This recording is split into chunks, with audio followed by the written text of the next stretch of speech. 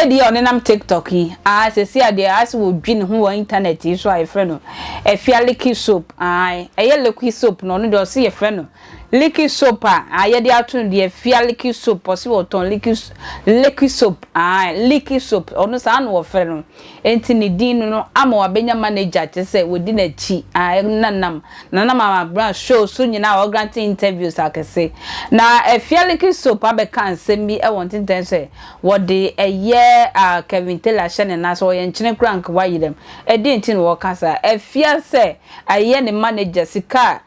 Kevin Taylor ka say wo de ba be hye na adwuma nim na ama no wo hu say sika no say ye fita say ye blue say ye bondo say ye dollars wo no wo hu say sika no da enti ne manager na di say sika no nyina enam so ma abawe pa kire say no nti wo nim Kevin Taylor wo ba bia lady o ya ungrateful na say den asama anu adum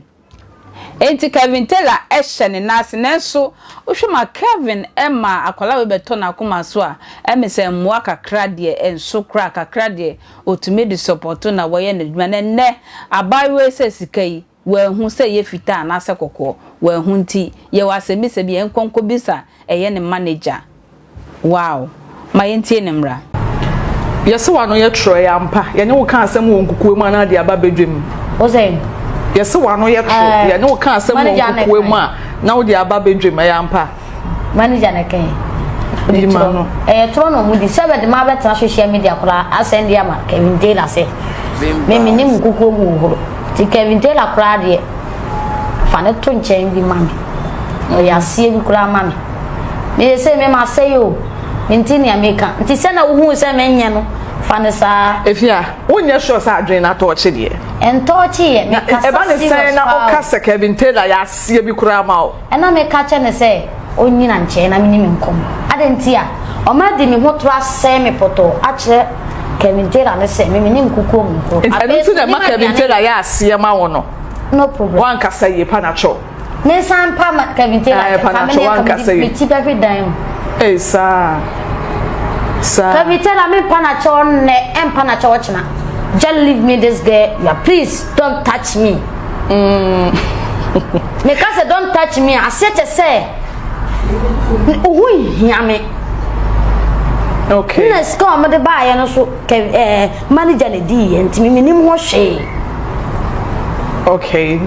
okay so ska ba tazi o mo send ye nyina manager ne boa gu ni dam nim ho hwe Kevin Taylor Emma o say Kevin Taylor me nim ni ba bia Kevin Taylor o ma o say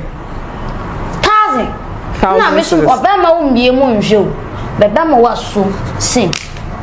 no watwa na kamera na itwa o se ne o ye bi itwa wa wie na o ma yi kamera na fro na o ma ji scam sana eti okay na de yam pa se me ko ka no kro ni pia amosi me ka no kro do nti esa amanfo bebre tete me won se njusu nka no kro na che say nu nti na ma omo ka se ye no ka some secret na wa ba abonten aba be ka se me ma se me ya sa akura ma nu se me nka no kro bi enti 1000 cities na Kevin Taylor di ma we me pa me tirem kura ase san so ye me ya ba me nya me pe na me di tirem it's not me but let us say even 1000 cities na Kevin Taylor de ma wo no let us say manager we hu ska no o ska no kire me ba o ka che me say o de bi kwa akoto dem aboabo no na me be wi siro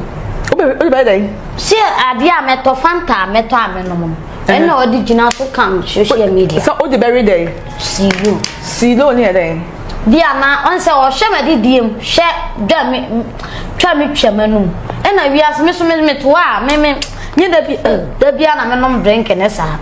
da bu a me fa me to ebi go phone na ma nom nam dia chere enso manager ni hu na wo twa wanum do